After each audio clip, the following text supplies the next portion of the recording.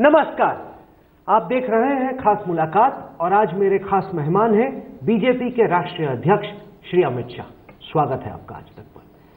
Sir, आपने चुनाव लड़ा महाराष्ट्र में, हरियाणा में, झारखंड में, कश्मीर में, सब जगह आपकी पार्टी का अच्छा परफॉर्मेंस है। दिल्ली में ऐसी क्या मजबूरी रही कि पार्टी को अपने नेताओं की जगह बाहर से किसी नेता को लाना पड़ा?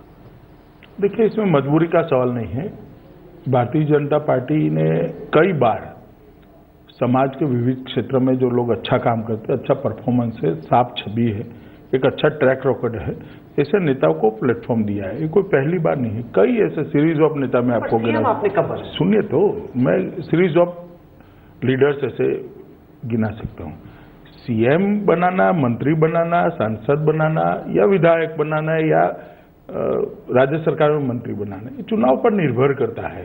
इसमें कोई इस तरह की बात जो आप कहना चाहते हैं कि भारतीय जनता पार्टी के लिए कोई मजबूरी थी, ऐसा नहीं है।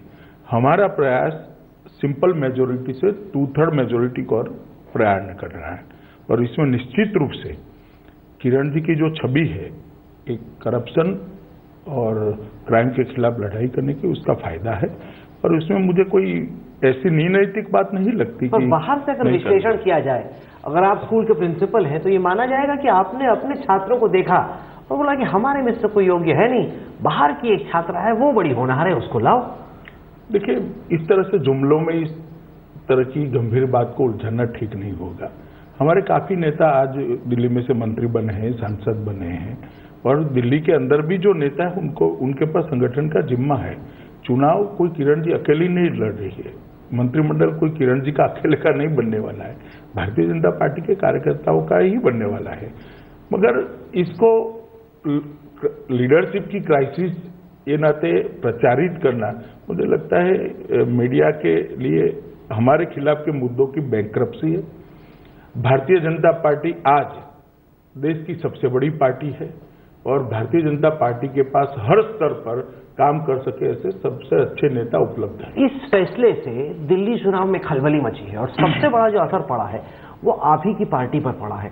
अगर हम कैमरे से इर्द लोगों से बातचीत करते हैं बीजेपी के, वो हमें बताते हैं कि हमें दशक हो गए जूते घिसते घिसते, जब चुनाव की बारी आई तो बाहर से किसी को लेके, उनको बड़ा बुरा लगा आपका फैसला। मैं ऐसा नहीं मानता। देखिए, राजनीतिक पार्टी में और खास कर जिसका आंतरिक लोकतंत्र जिंदा है, ऐसी पार्टी में कभी इस तरह के भाव छिपे नहीं रहते, सरफेस पर आ ही जाते हैं। आज पर्चा वापिस करने की तिथि के बाद एक भी भारतीय जनता पार्टी का कार्यकर्ता बागी प्रत्याशी नाते खड़ा नहीं है और टॉप टू बॉटम सभी लोग भारतीय जनता पार्टी का काम कर रहे हैं, एकजुट होकर काम कर रहे हैं, एक मुश्त होकर काम कर रहे हैं। ज्यादातर बूथों में लगभग 82% बूथों में बूथ इंचार्ज तय हो चुके हैं, पन्ना प्रमुख तय हो चुके हैं और पन्ना प्रमुख के मीटिंगों को मैंने स्वयं लेकर उसका क्रॉस चेकिंग भी किया है, उनकी हौसला अफजाई। राजनीति में बगावत दो किस्म की होती है, एक तो खुली बगावत कि कोई जाके अपना पर्चा भर दे, दूसरा होता है कोई हाथ खींच ले, कहे कि ठीक है अमित शाह ने फैसला लिया, जेटली जी का फैसला है, मोदी जी का है, ठीक है हम काम तो करेंगे लेकिन खुले मन से नहीं करेंगे।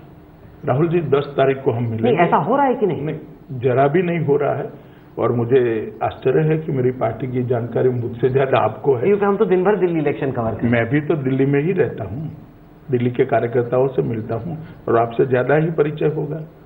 कहीं पर ये बात नहीं, आपको आगे कोई नहीं कह रही है, कोई सवाल ही नहीं है। हर कार्यकर्ता खुलकर मेरे साथ बात करता है, हर कार्यकर्ता से मेरा सीधा संवाद है और दिल्ली के करीब 14,000 कार्यकर्ताओं के साथ मैंने मुक्त चिंतन सवाल जवाब किए हैं।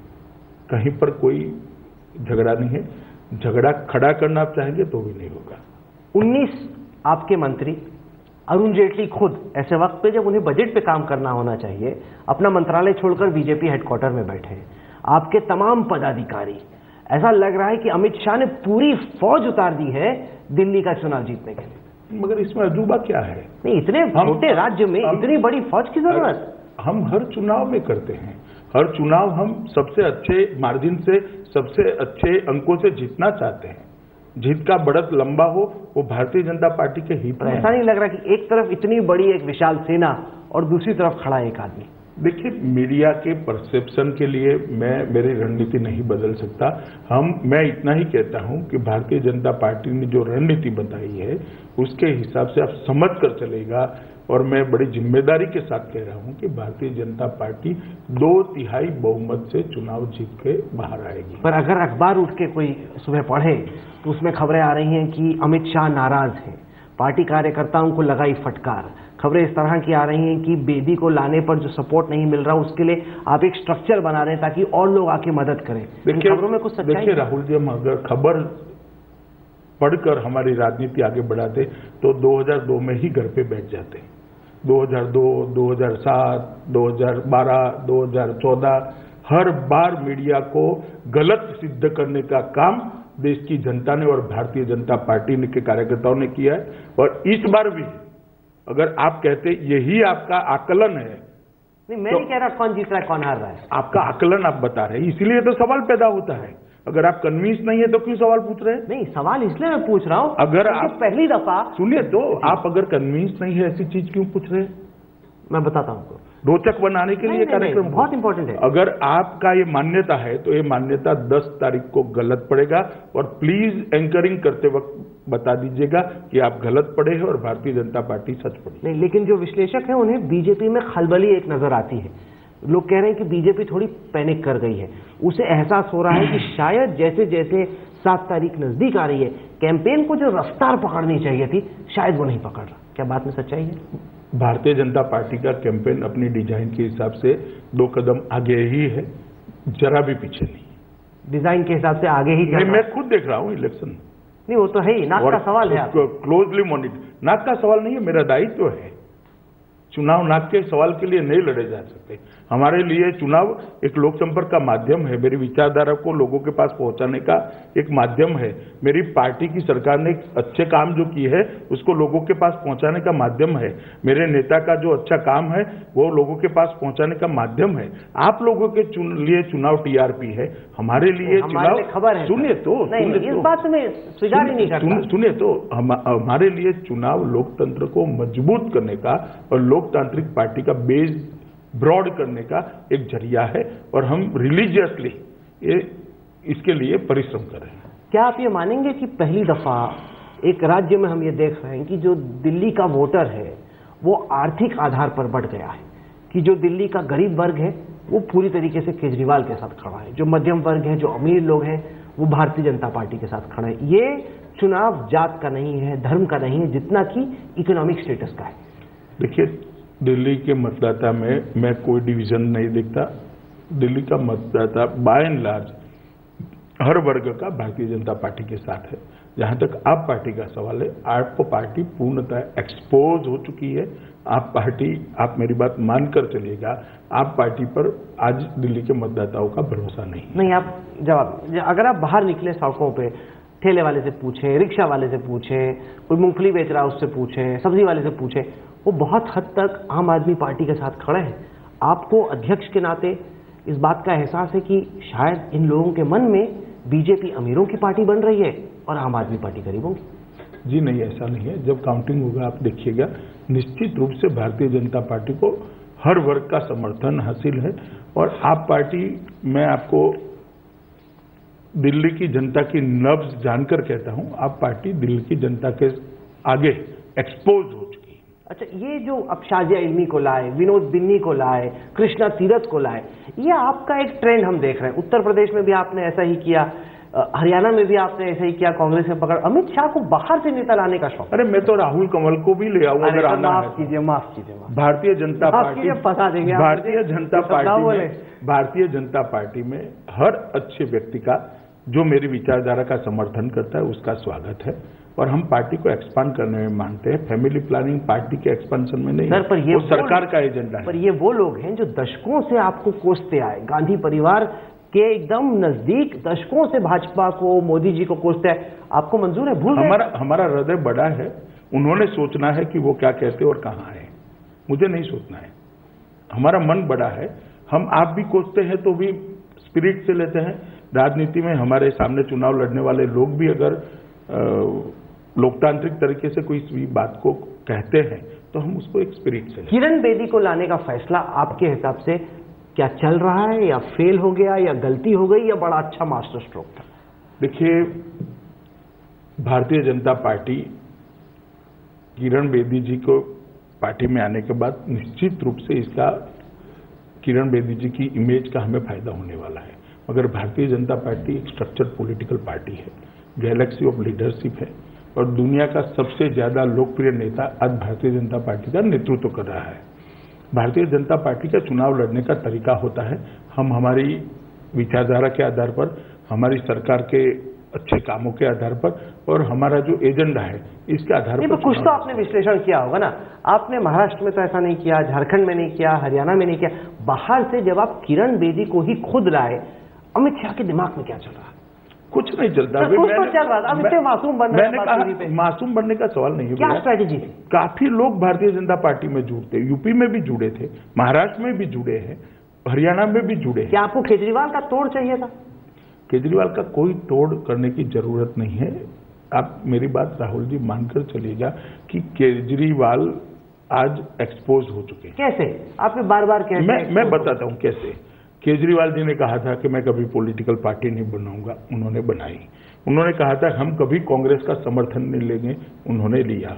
उन्होंने कहा था सरकार बनने के बाद 3 ही दिन में हम शीला दीक्षित पर FIR करेंगे, उन्होंने नहीं की। उन्होंने कहा था हर सप्ताह में मुख्यमंत्री लोक दरबार करेगा, लोक संपर्क करेगा, सचिवालय में करेगा, एक ही बार कर कर बंद कर दिया और अब करने का नाम नहीं दे रहे। उन्होंने कहा था कॉन्ट्रैक्ट लेबर्स को हम परमानेंट कर्मचारी का दर्जा देंगे, उन्होंने नहीं दिया। उन्होंने कहा था कि हम ये जो इरेगुलर कॉलोनी, अनऑथराइज कॉलोनी है, उनको रेगुलराइज करेंगे, उन्होंने नहीं किया। उन्होंने कहा था कि मैं 5 साल तक सरकार चलाऊंगा, 49 दिन में वो चले गए। उन्होंने कहा बाद में वो सीधे मुख्यमंत्री बनने के लिए प्रधानमंत्री बनने के लिए चले गए। काशी गए, वहां कहा हारूंगा या जीतूंगा, काशी की सेवा करूंगा। हारने के बाद एक भी दिन वो नहीं गए, फिर से यहाँ मुख्यमंत्री बनने के लिए आ गए। उनकी पार्टी के वरिष्ठ स्थापक सदस्य ही कहते हैं कि उन्होंने सिद्धांतों के साथ कॉम्प्रोमाइज किए। मुझे तो कोई और बाहर से सर्टिफिकेट लाने की जरूरत नहीं है। शांति भूषण जी से वो किनारा नहीं कर सकते। नहीं, क्योंकि मेरे पास कुछ यूटर्न्स की सूची तो आपकी भी है। बीजेपी ने चुनाव प्रचार के दौरान कहा था कि हेंडरसन ब्रुक्स रिपोर्ट, जो कि चीन में हमारी हार हुई चीन के साथ 1962 की लड़ाई में, उसे सार्वजनिक किया जाना चाहिए। जेटली जी आपका बयान था। अब जब आप लोग सरकार बना लिए, आपने कहा कि नहीं हम इसको सार्वजनिक नहीं करेंगे। आधार पे आपने कहा कि जो मनमोहन सिंह कर रहे हैं, नंदन निलेकनी कर रहे हैं, अब आप आधार के सबसे बड़े मेरी बात सुनिए ना। भारतीय जनता पार्टी के जो सो कॉल्ड यूटर्न आप गिना रहे हैं वो एडमिनिस्ट्रेटिव है। मैं इनके जो यूटर्न गिना रहा हूँ यूटर्न नहीं, मॉरल यूटर्न है। इनकी मॉरल राजनीति का उनका दावा है, इनका मॉरल यूटर्न है। आपका नहीं है? नहीं, हमारा मॉरल यूटर्न नहीं है, कभी किसी भी बात पर नहीं है। ना करप्शन के लिए है, ना कोई और बात पर है। हमने कभी मॉरल यूटर्न नहीं लिया। एडमिनिस्ट्रेटिव विपक्ष में बैठकर एक बात को देखते हैं, पूरी डिटेल हमारे पास होती नहीं है, तब देखते हैं। तो ये क्या बात हुई? सुनिए, न्यूक्लियर लायबिलिटी बिल पर सुषमा स्वराज, मुरली मनोहर जोशी ने कहा कि अगर हमारी सरकार बनेगी इस बिल को रद्द कर देंगे। अब मोदी जी बड़े गर्व से कह रहे हैं रद्द कर देंगे, ऐसा नहीं कहा। मैं आपको एग्जैक्ट बयान पढ़ के सुना। 2006 का मुरली मनोहर जोशी का बयान, मगर अगर बीजेपी की सरकार आती है हम खत्म कर देंगे इस बिल को। छोड़िए बयान। हमने न्यूक्लियर लायबिलिटी बिल के अंदर राज्यसभा में हमने जो अमेंडमेंट किए थे वो उन्होंने एक्सेप्ट किया, हमने समर्थन किया था। बयान छोड़िए ना, ये तो राज्यसभा का रिकॉर्ड है, तभी तो जाकर बिल पास हुआ था। आधार, जिसको आप पहले कोसते थे, आधार में हमारा एक ही मुद्दा था कि बांग्लादेशी घुसपैठिए इसके आधार पर नागरिक न बन पाए, इसकी चिंता कर लिए। आधार के मूल विचार पर कभी हमने कोसा नहीं था, क्योंकि पहले तो बहुत आपत्ति जताई। मगर उसके कंटेंट देखिए ना, आपत्ति किस चीज पर थी। मैं उस वक्त गुजरात का मुख्यमंत्री था, मैंने ही पत्र लिखा था देश के गृह मंत्री को, मैंने ही पत्र लिखा था, विरोध था। मगर हमारा कंटेंट नहीं था कि आज एक पंचायत का सरपंच अगर सर्टिफाइड करता है कि कोई बांग्लादेशी घुसपैठिया इसके आधार पर अगर देश का नागरिक बनता है, इसकी रोकथाम हो गई। हमारा आधार से कोई मूलतः तत्वतः मतभेद नहीं था। सर, किरण बेदी जी का मैंने पहले दिन इंटरव्यू किया, उन्होंने कहा कि वो खुली बहस के लिए तैयार है केजरीवाल के साथ, डरेंगी नहीं, भिड़ेंगी, 1-on-1 बहस होनी चाहिए। अगले दिन सुबह उन्होंने बयान दिया कि मैं बहस के लिए तैयार नहीं, कि सिर्फ विधानसभा में बहस होगी। क्या हुआ पर्दे के पीछे कि 12 घंटे के अंदर किरण बेदी जी की राय बदल गई? मेरी बात नहीं हुई इस बारे में किरण जी से। आपकी नहीं हुई? मेरी बात नहीं हुई। नहीं तो फिर क्यों नहीं बीजेपी बहस करना चाहती अरविंद केजरीवाल और अजय माकन के साथ? आपको नहीं लगता कि जिस तरीके से लोकतंत्र बढ़ रहा है, चीफ मिनिस्टर्स के बीच में एक बहस होनी चाहिए? भाई हमने तो आज 5 सवाल पूछे हैं मेरी पार्टी की ओर से, कल भी 5 पूछेंगे, परसों भी 5 पूछेंगे। पहले इनके तो जवाब दे रहे, बहस अपने आप हो जाएगी। 1 on 1 कि एक तरफ किरण बेदी आपकी सीएम कैंडिडेट, दूसरी तरफ केजरीवाल, तीसरी तरफ अजय माकन। जनता पूछे, दिल्ली की जनता इन तीनों से पूछे। इस तरह के कैओटिक सिचुएशन में जनता निर्णय नहीं कर सकती। दोनों ओर से जो समर्थक आएंगे और कैओटिक सिचुएशन होती है, डेमोक्रेसी के अंदर बहस डिसिप्लिन तरीके से संवैधानिक फोरम में होनी चाहिए और मीडिया के सामने होनी चाहिए। आज मेरी पार्टी ने 5 सवाल केजरीवाल जी को पूछे हैं, उन्होंने जवाब देना चाहिए। वो चाहे तो हमें भी सवाल पूछ सकते हैं। नहीं, वो कह रहे हैं कि मैं 50 सवाल का जवाब देने को तैयार हूं, आए तो सही किरण बेदी। जनता को ये लग रहा है। मगर किरण बेदी क्यों आए? सीएम कैंडिडेट केजरीवाल का जवाब किसने देना है मेरी पार्टी तय करेगी। भाई हमने सवाल पूछा है, केजरीवाल न दे, उनका कोई और बंदा दे। सवाल ये उठ रहा है कि क्या बीजेपी डर गई बहस से? बहस से डरने जैसा बीजेपी के पास कुछ नहीं। आप ही कर रहे हैं ना, आप थोड़ी ना केजरीवाल से कम है। पूछिए। नहीं, हम तो आपसे पूछ ही रहे हैं। पूछिए तो मैं जवाब ही दे रहा हूं। लेकिन बहस से डरने का कोई सवाल ही खड़ा नहीं होता। क्योंकि ये मुद्दा इसलिए खड़ा होता है क्योंकि जब किरण बेदी जी मिट रोमनी और बराक ओबामा के बीच में बहस देख रही थी, तो टीवी देखते देखते उन्होंने खुद ही ट्वीट किया कि होनी चाहिए बहस सोनिया गांधी और नितिन गडकरी, जो कि उस वक्त के पार्टी प्रेसिडेंट। किरण बेदी उस वक्त एक नागरिक थी, आज भारतीय जनता पार्टी की सदस्य है। और हम मानते हैं कि बहस स्ट्रक्चर्ड होनी चाहिए, फॉरम संविधान के दायरे में होनी। तो आप बताएं, आप आज की तारीख में टेंस हैं, जरा भी कॉन्फिडेंट हैं? मैंने कहा, मैं रिस्पॉन्सिबिलिटी के साथ कहता हूं कि भारतीय जनता पार्टी ये चुनाव 2/3 बहुमत के साथ जीतेगी।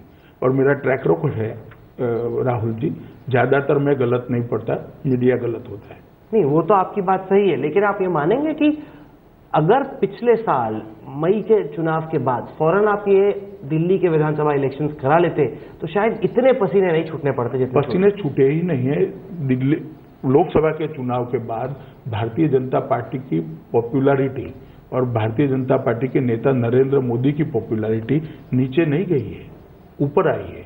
हमने 8 महीने के अंदर इतने सारे इनिशिएटिव्स लिए हैं, इतनी सारी चीजों को अंजाम देने का काम किया है कि जनता का हमसे मुंह मोड़ने का सवाल ही पैदा नहीं होता। अच्छा, दिल्ली में अगर एजेंडे की बात करें, क्योंकि शख्सियतों की बात हो रही है, बार बार उन्हीं की पर्सनैलिटी के इर्द गिर्द आके चुनाव खड़ा हो जाता है। अगर आपके एजेंडे को देखें, आप बिजली की कीमत, पानी की कीमत कम करने की बात करते हैं, लोग कहते हैं ये तो पिछली दफा केजरीवाल ने भी कहा था। क्या केजरीवाल इस इलेक्शन का एजेंडा सेट कर रहा है और उसको देखते हुए अमित शाह अपनी रणनीति बना रहे हैं? नहीं, हमने गत चुनाव में भी बिजली की कीमत कम करने का वादा किया था। आपने ठीक से पढ़ा नहीं? हमने पढ़ा, लेकिन मैं कह रहा हूं गत चुनाव में भी किया। इस तरीके से केजरीवाल ने इसको एजेंडा बनाया। आपको केजरीवाल फोबिया हुआ है? मुझे कोई फोबिया नहीं है। मेरी बात मानिए, हुआ है। वो हमसे बहुत डरते हैं। नहीं, हुआ हमसे बहुत डरते हैं। मेरी बात मानिए। वो तो हमें इंटरव्यू भी नहीं देते, वो तो बहुत डरते हैं। उनको लगता है कि हम उन्हें फेल कर देंगे। हाँ, पूछिए, बोलिए। हो गया जी। आपको केजरीवाल फोबिया हुआ है। ये बिजली का दाम कम करना, सस्ती बिजली देना, सस्ता पानी देना लास्ट टाइम भी हमारे एजेंडा में था और इसी एजेंडा को मानते हुए केजरीवाल की पार्टी से हमारी सीटें भी ज्यादा आई थी और वोट भी ज्यादा प्राप्त हुए थे। आप एक बात मुझे समझा दीजिए, केजरीवाल जी जीवन में एक भी चुनाव जीते हैं? दिल्ली का तो जीते ही थे। वो एमएलए नाते नहीं, वो लड़ाई एक है और उसके बाद लोकसभा का लड़े। एक चुनाव लड़े, वो आप पार्टी लड़ी, दिल्ली में बहुमत नहीं आया। भारतीय जनता पार्टी से छोटी पार्टी थी, भारतीय जनता पार्टी से कम वोट आया, वो चुनाव हारे थे भारतीय जनता पार्टी की सापेक्ष। एक अपवित्र गठबंधन कर कर वो सत्ता में आए, बीच में छोड़ दिया, बाद में प्रधानमंत्री बनने चले, काशी से चुनाव लड़े, काशी से चुनाव हार गए, उनकी पार्टी बुरी तरह से पिट गई। दिल्ली की 7 सीटें हम जीत गए, हमसे 10% वोट कम मिले। और आज हमारी सरकार बनने के बाद, इतना अच्छा काम करने के बाद हम क्यों डरे? हमारे डरने का सवाल ही पैदा नहीं होता। कोई 0.001% भी कंफ्यूजन में मत रहिएगा राहुल जी। चुनाव के दिन 12 बजे भारतीय जनता पार्टी मतगणना के दिन 12 बजे भारतीय जनता पार्टी 2/3 बहुमत के साथ यहाँ सरकार बना। 2/3 बहुमत? 2/3 बहुमत। जो लेटेस्ट ओपिनियन पोल आ रहे हैं, मैं चौथी बार बोल रहा हूँ ना, जो लेटेस्ट ओपिनियन पोल आ रहे हैं वो तो या तो कांटे की लड़ाई दिखा रहे हैं या केजरीवाल को थोड़ा आगे। भैया आपका काम है लोगों को पूछताछ करना, नेताओं से पूछताछ करना। मेरा काम है जनता से बातचीत करना, जनता को पहचानना, उसकी नब्ज जानना। कोई ओपिनियन पोल यूपी में 73 सीट आती थी बता था? आपको भी नहीं पता था? मैंने तो आपसे बात की थी वाराणसी में रिजल्ट से पहले, आप 50-55 बोल रहे थे। मैंने ऐसा कहा था कि अप्रत्याशित परिणाम आएंगे, आश्चर्यजनक परिणाम आएंगे। मैं आंकड़ा इसलिए बोलना नहीं चाहता था क्योंकि हमारी पार्टी के काफी लोगों की सहमति नहीं थी इस चीज पर, वरना आपको लगा। मगर मुझे इतना मालूम पड़ता था कि बहुत बड़ा मैंडेट यूपी की जनता हमें देने वाली है। बीजेपी क्या दिल्ली के लिए मैनिफेस्टो लेके आएगी? अब कुछ खबरें ऐसी आ रही हैं कि मैनिफेस्टो आप लाएंगे ही नहीं। नहीं, वो हमारा विजन डॉक्यूमेंट घोषित होगा 1-2 दिन में। पर ये मैनिफेस्टो आपने जम्मू कश्मीर में भी नहीं लाए। मैनिफेस्टो और विजन डॉक्यूमेंट में क्या अंतर है? नहीं तो आप विजन डॉक्यूमेंट लाएंगे? जी। अच्छा, तो ये बताएं कि फुल स्टेटहुड पे आपकी क्या राय है? क्या आपको लगता है कि दिल्ली को पूर्ण राज्य का दर्जा केंद्र सरकार को देना चाहिए? इस पर एक बड़ी अच्छी बहस की जरूरत है। चुनावी मुद्दा बनाकर इतने संवेदनशील मुद्दे को तय करना नहीं चाहिए। इस पर चुनाव के बाद एक बहस होकर जो जनमत बनता है, जो असेंबली की राय बनती है, उसके आधार पर। जब आपकी सरकार नहीं थी तब तो बीजेपी क्लियर थी कि फुल स्टेटहुड होना चाहिए। हमने कभी उसको चुनावी मुद्दा नहीं बनाया। अच्छा, पोल्यूशन का आप क्या करेंगे? इंफ्रास्ट्रक्चर का क्या करेंगे? इस पे आप बताएं दर्शकों को थोड़ा। इंफ्रास्ट्रक्चर के लिए और पॉल्यूशन के लिए, दोनों के लिए भारतीय जनता पार्टी की सरकार ने काफी अच्छे कदम लिए हैं और इसी की तर्ज पर दिल्ली में भी काफी अच्छा काम किया जा सकता है।